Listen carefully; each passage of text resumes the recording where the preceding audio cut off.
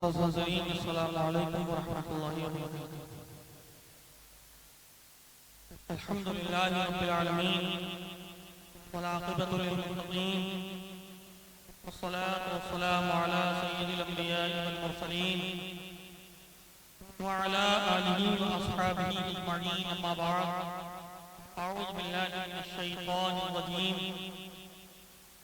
बिस्मिल्लाहिर रहमानिर रहीम। मन आमिला सालिहन मिन ज़करिन औ उन्सा वहुव मुमिन फलनुहयियन्नहु हयातन तय्यिबा। सदक़ल्लाहुल अज़ीम। व बल्लगना अला रसूलिहिन नबिय्यिल अमीनिल मकीनिल करीम व नहनु अला ज़ालिका लमिनश शाहिदीन वश्शाकिरीन वल्हम्दुलिल्लाहि रब्बिल आलमीन। आज हमारा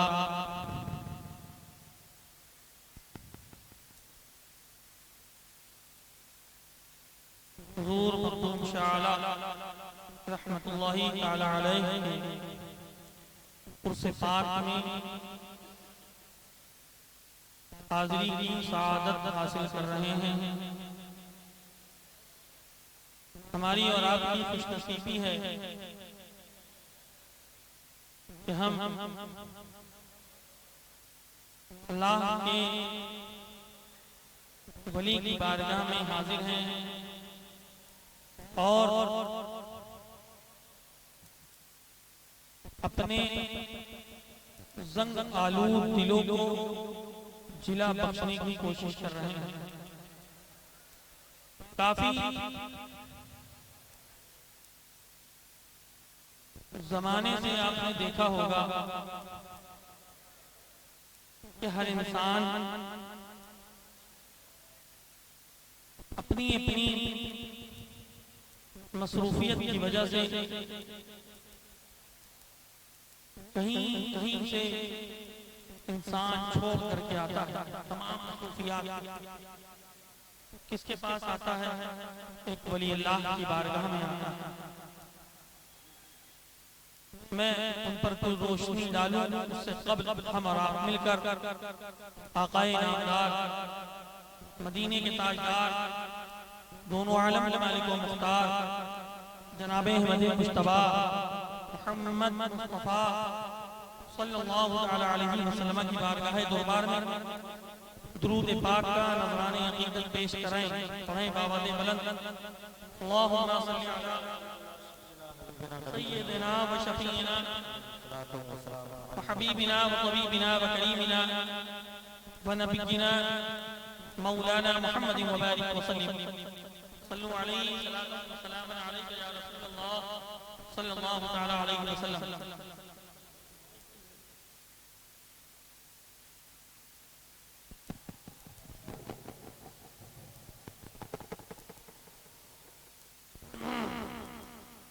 एक मर्तबा नबी और आले नबी पर झूम झूम कर दुरूद पाक पढ़ें। अल्लाहुम्मा सल्लि अला सय्यिदिना व शफ़ीना व हबीबिना व तबीबिना व करीमिना व नबिय्यिना मौलाना मुहम्मदिन व बारिक व सल्लिम। सल्लु अलैहि सलातन व सलामन अलैका या रसूलल्लाह सल्लल्लाहु तआला अलैहि वसल्लम। अल्लाह ने कुरान मुक़द्दस में इरशाद फरमाया, मन आमिला सालिहन मिन ज़करिन औ उन्सा, जिसने नेक अमल किया, वहुवा मिन ज़करिन औ उन्सा, मर्द हो या औरत, वहुवा मुमिन, और वो मुमिन है, तो अल्लाह फरमाता फलनुहयियन्नहु हयातन तय्यिबा, तो हम जरूर उन्हें पाकीज़ा जिंदगी अता फरमाएंगे।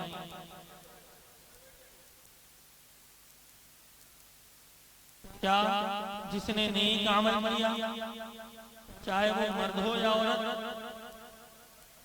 और वो मोमिन है, तो अल्लाह फरमाता है तो हम उसे जरूर पाकीज़ा जिंदगी अता फरमाएंगे। फलनुहयियन्नहु हयातन तय्यिबा। अब आप इस आयत के तनाजुर में देखें कौन कौन सा नेक अमल है, कौन कौन सी बातें हैं, क्या क्या अल्लाह ने बंदे से तकाजा फरमाया, किस किस चीज से अल्लाह ने अपने बंदे को आगाह फरमाया कि तुम नेक अमल करोगे, मर्द हो या औरत हो और मोमिन हो तो हम तुम्हें जरूर पाकीज़ा जिंदगी अता फरमाएंगे। पाकीज़ा जिंदगी कौन सी है? पाकीज़ा जिंदगी वो है कि जिस जिंदगी में कोई गुनाह ना हो। पाकीज़ा जिंदगी वो है कि जिसके हाथ से किसी को तकलीफ न पहुंचे। पाकीज़ा जिंदगी वो है कि अल्लाह ने जो आपको ज़बान अता की है उस ज़बान से आप किसी को तकलीफ न दें। पाकीज़ा जिंदगी वो है कि जिस आँख अल्लाह ने आपको अता फरमाई है वो आँख से आप गलत काम को ना देखें। अल्लाह फरमाता है आपकी आँख पाक है, आपकी ज़बान पाक है, आपका दिल पाक है, तो सुनो आपके हाथ पाक है, किसी से उसको तकलीफ नहीं पहुंची। आपने पूरी जिंदगी अल्लाह और उसके हबीब सरकार दो आलम पैगंबर आलम सल्लल्लाहु अलैहि वसल्लम के इरशादात के मुताबिक गुजारी। तो अल्लाह फरमाता है आप ऐसे लोग हो जिन्हें अल्लाह ने वादा फरमाया है नेक अमल करते हैं, मर्द हो या औरत हो, और वो मोमिन हो तो हम उन्हें पाकीज़ा जिंदगी अता फरमाएंगे।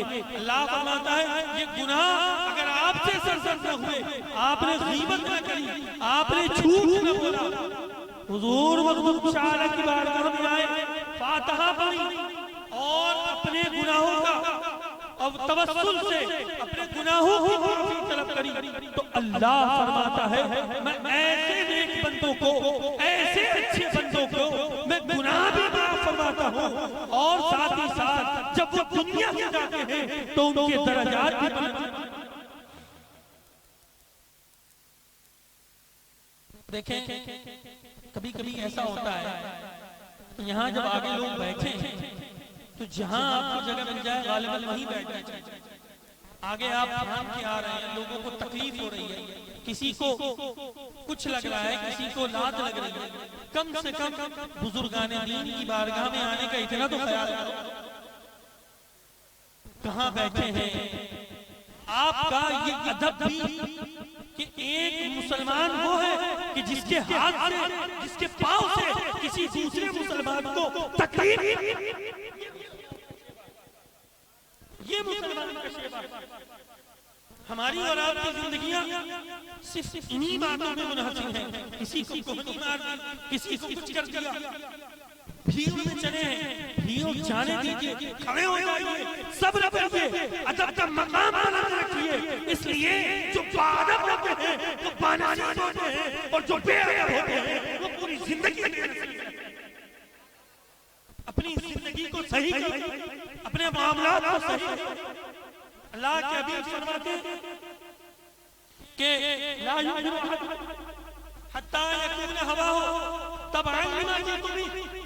सुनो, तुम में से कोई शख्स उस वक्त तक मोमिन कामिल नहीं हो सकता जब तक कि अपनी तबीयत को शरीयत के मुताबिक न चलाए। अल्लाह ने फरमाया, अल्लाह के हबीब फरमाते हैं, कहते हैं तुम में से कोई शख्स उस वक्त तक मोमिन कामिल नहीं हो सकता जब तक कि तुम में से कोई अपनी तबीयत को शरीयत के मुताबिक न चलाए। शरीयत के मुताबिक चलाने का मतलब,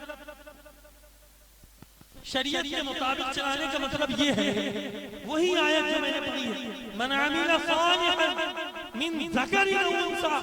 सुनो, तुम में से कोई जिसने भी नेक अमल किया, मर्द हो या औरत हो, वहुवा मुमिन, और वो मोमिन है, फलनुहयिन्नहु हयातन तय्यबा, तो हम जरूर उसे पाकीज़ा जिंदगी देंगे।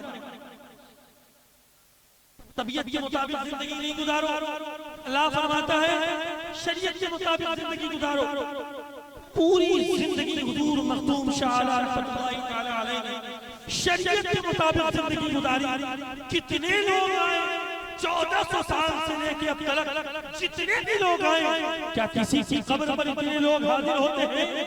चंद इल्ला माशाअल्लाह जो अल्लाह के बंदे हैं, जो अल्लाह के महबूब बनते हैं, जो अल्लाह के प्यारे बनते हैं, जो अल्लाह के मुकर्रब बनते हैं, जो अल्लाह की बारगाह में सर्व सुजूद है, वो अल्लाह की बारगाह में अपने गुनाहों को माफ करवाने के लिए है।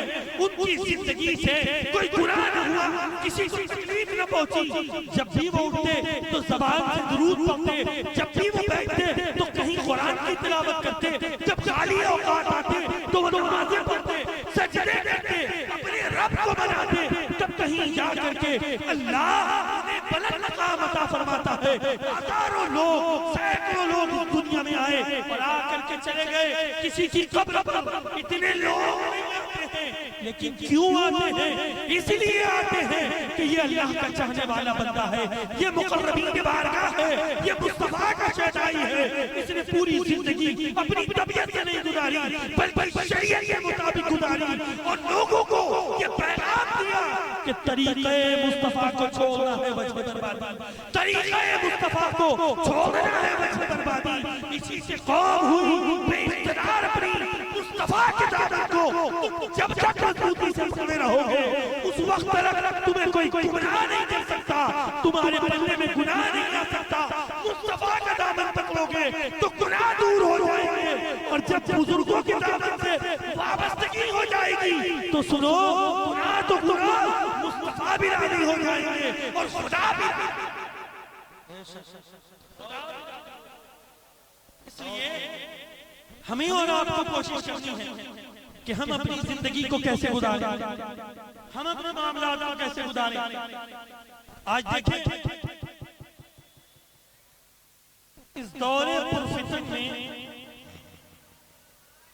सबसे बड़ी बात यह है कि आप किसी को समझा नहीं सकते। ये मेरा अपना तजर्बा है, किसी को नहीं समझा सकते, किसी को नहीं समझा सकते। जिसको समझाएं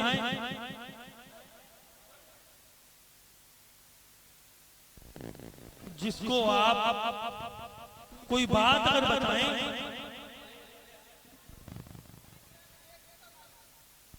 तो वो ये कहता है ठीक है हम इस पर अमल कर लेंगे, कुछ बातों को सुन कर। लेकिन आप ये बताएं कि इतने अरसे से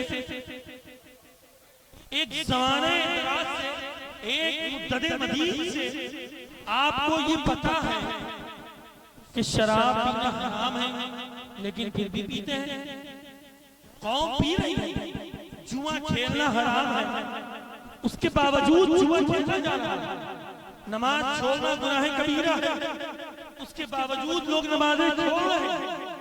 झूठ बोलना गुनाह कबीरा है, उसके बावजूद लोग झूठ बोल रहे हैं और गुनाह में मुब्तला हो रहे हैं। गीबत करना भी गुनाह कबीरा है, उसको भी लोग कर रहे हैं। लेकिन आप ये बताइए, अगर इंसान ये सोच ले कि गीबत करना भी गुनाह है, झूठ बोलना भी गुनाह है, दूसरों को तकलीफ देना भी गुनाह है, ये सब बातें इंसान को पता है, लेकिन उसके बावजूद वो काम कर रहा है। आखिर उसकी इस्लाह कैसे?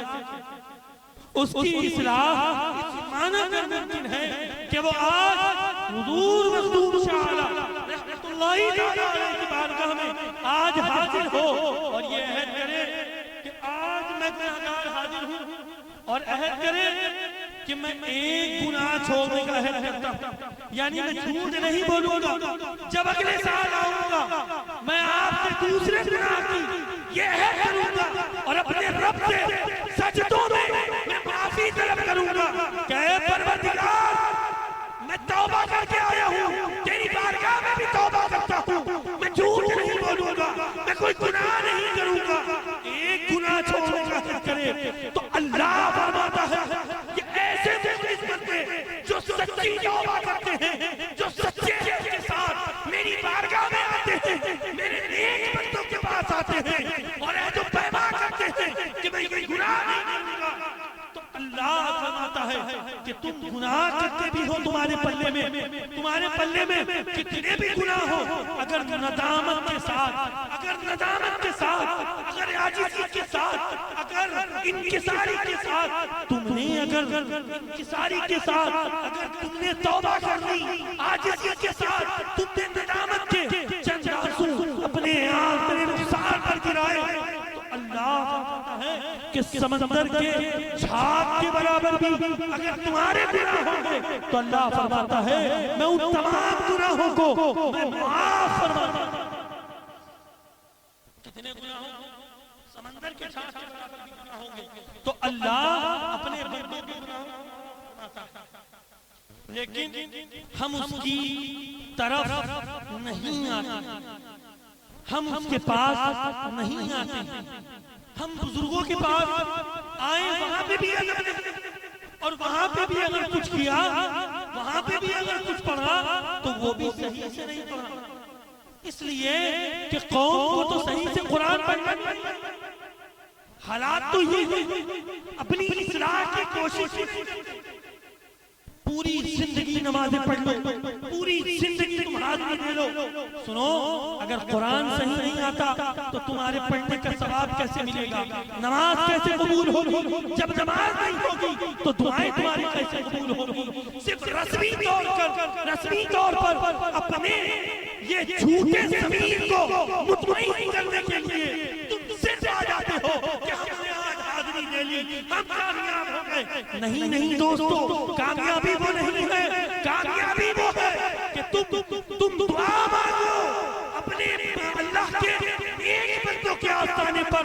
नेक कामयाबी ये है, कामयाबी ये है कि तुम्हारे हाथ दुआ खत्म करने से पहले ही, तुम्हारे हाथ दुआ खत्म होने से पहले ही, जैसे ही तुम दुआ को खत्म करो अल्लाह तुम्हारे तमाम गुनाहों को माफ, सादिक पैदा कर। मन आमिला सालिहन मिन ज़करिन औ उन्सा, जिसने नेक अमल किया, मर्द हो या औरत, वहुवा मुमिन, और वो मोमिन है, तो हम तुम्हें जरूर पाकीज़ा जिंदगी, कितनी पाकीज़ा जिंदगी अल्लाह के हबीब पैगंबर आदम सल्लल्लाहु अलैहि वसल्लम, अल्लामा इकबाल ने बहुत अच्छी बात लिखी, कहते हैं कि बुजुर्गान दीन का मकाम देखे क्या होता है, साखी बात करता मकाम देख रहे हैं ना, तो अल्लामा इकबाल फरमाते हैं किस कदर बुलंद, कहते हैं कि शेख अहमद एक बुजुर्ग हुआ, अल्लाह के वली थे, अल्लाह के चाहने वाले थे, फना फिल्लाह थे, दुनिया वमा फीहा, आप देखें कैसे जिंदगी गुजारते, कोई गुनाह न किया, कोई गुनाह न किया, कोई गुनाह सरजद भी नहीं हुआ, लेकिन उसके बावजूद खड़े हैं अपने रब से माफी मांग रहे हैं, और जब हालात इस कदर खराब हुए तो उनके खिलाफ किसी ने प्रोपेगेंडा कर दिया, और बादशाह को इल्म ही नहीं हुआ, और जब इल्म ही नहीं हुआ तो उसने उनको जेल में डलवा दिया। किसको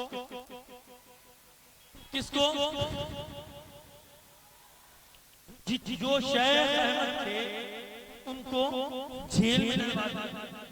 बादशाह भी बड़ा नेक तबीयत, शेख अहमद जेल में है, उन्होंने कभी किसी के आगे 10 सवाल दराज नहीं कि मेरी मदद कर दो, मुझे ये दे दो, मुझे वो दे दो, कहीं भी गए पूरी जिंदगी उन्होंने कभी किसी के आगे कुछ नहीं कहा, घर में हो या कहीं हो या दुनिया में हो, कुछ नहीं, अल्लाह से मांगते थे और अपने गुनाहों की माफी तलब करते थे। अल्लाहू अल्लाहू अल्लाहू का विर्द किया, ये बुजुर्गों का शेवर है, अपनी ज़बान को दुरूद पाक की कसरत से वो सरशार करते थे, इसलिए कि जो दुरूद पाक की कसरत करता है उसकी ज़बान भी पाक हो जाती है और उसका दिल। लेकिन हम तो उस जुबान पे गाने लाते हैं, गाने गाते हैं। लतीफ इकबाल खुद और अपने टीम के साथ तैयार हो गया। और ये सारी बातें, सारे मामला जब इंसान करता है तो अल्लाह ऐसे लोगों को, नेक बंदों को, उनकी दुआ भी कबूल करता है, उनकी हाजिरी को भी कबूल करता है। शेख अहमद को जब जेल में डाल दिया गया तो लिखते हैं अल्लामा इकबाल, कहते हैं जब उनको जेल में डाला गया तो उन्होंने किसी से नहीं कहा कि मुझे छोड़ो।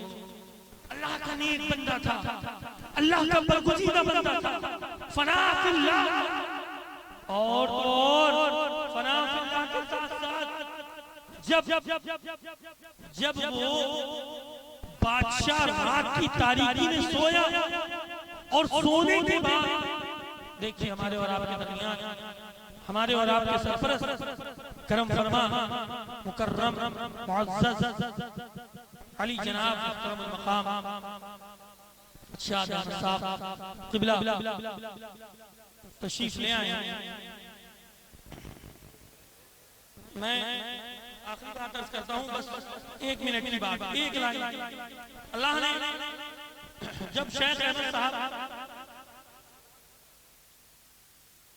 जेल में जब वो पहुंचे, बादशाह को रात में दीदार हुआ, तो दीदार होने के बाद पता क्या किसका दीदार हुआ? बादशाह सोया रात की तारीकी में पहले पहर पर जब अल्लाह के नबी पैगंबर आज़म सल्लल्लाहु अलैहि वसल्लम का जब उस बादशाह को दीदार हुआ और कहा सुनो, तुमने मेरे नेक बंदे को जेल में डाला है, उसका कोई जुर्म नहीं है। तो आप देखें कि अल्लाह के वली किस कदर पर गुज़ीदा है कि उनकी गवाही ख्वाब में मुस्तफा करीम सल्लल्लाहु अलैहि वसल्लम आकर के दे रहे हैं। तो वो बादशाह उनके पास गया, जाने के बाद आता है और कहता है कि मियां के हजरत हुजूर हाथ छूते हैं, कहते हैं कि मुझे हुजूर का दीदार नसीब हुआ, मुझसे गलती हो गई, माफ कर दे, और माफी तलब करी। ये अल्लाह के बंदों का मकाम है। अल्लाह से दुआ करिए कि हम सब लोगों को दारैन की सआदतों से मालामाल फरमाएं और तमाम लोग जो हाजिर हैं उनकी हाजिरी को कबूल फरमाएं, और हम सब लोग में तमाम लोग जो कहीं भी जहाँ कहीं भी बीमार हैं सबको शिफा अता फरमाएं। अस्तगफिरुल्लाह रब्बी मिन कुल्लि ज़ंबिन व अतूबु इलैहि व आखिरु दअवाना अनिल हम्दुलिल्लाहि रब्बिल आलमीन। अस्सलामु अलैकुम व रहमतुल्लाहि व बरकातुहू।